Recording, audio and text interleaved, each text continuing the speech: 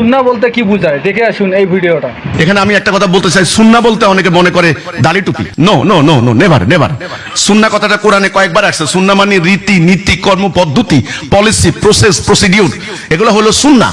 আল্লাহ রাসূল যেভাবে আল্লাহর দ্বীনটাকে রাষ্ট্রীয় জীবনে, সামষ্টিক জীবনে কার্যকরী করেছেন, এটার নাম সুন্নাহ। এখন দাড়ি টুপির যদি আমরা সুন্নাহ মনে করি, আমরা ভুল করব, এটা কনফাইন করা হবে। হ্যাঁ, রাসূলের আদত কথাটা আছে, আদত মানে পার্সোনাল রুচি অভিরুচি, পছন্দ অপছন্দ। তিনি আরবের মানুষ, তিনি খেজুর খেতেন, তিনি পুরুষ, দাড়ি রাখতেন। শুধু পুরুষ নন, তিনি বীর পুরুষ, সুপুরুষ। দাড়ি পৌর সৌন্দর্য, নিঃসন্দেহে নিঃসন্দেহে পৌর সৌন্দর্য। দাড়ির স্বাস্থ্যগত উপকার টুপকার সেটা ভিন্ন কথা। আমার কত একটা পৌর সৌন্দর্য দাড়ি, আপনি রাখেন, কোনো সমস্যা নেই। কিন্তু যে মানুষটা দাড়ি রাখে না, তাকে আপনি ইসলাম থেকে আউট করতে পারেন না।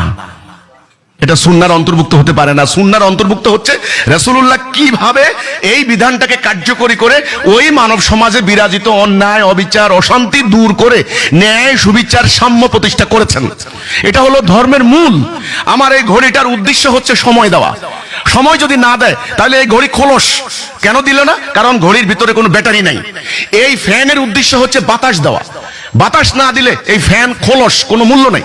ধর্মের উদ্দেশ্য হচ্ছে ন্যায় বিচার, মানবতা, মানবাধিকার, সাম্য, rule of law, rule of justice. এটা হলো ধর্মের মূল। যেই সমাজে এই শান্তি, ন্যায় বিচার, প্রগতি নাই, ওইটা ধর্ম না, ওইটা ধর্মের নামে খোলস।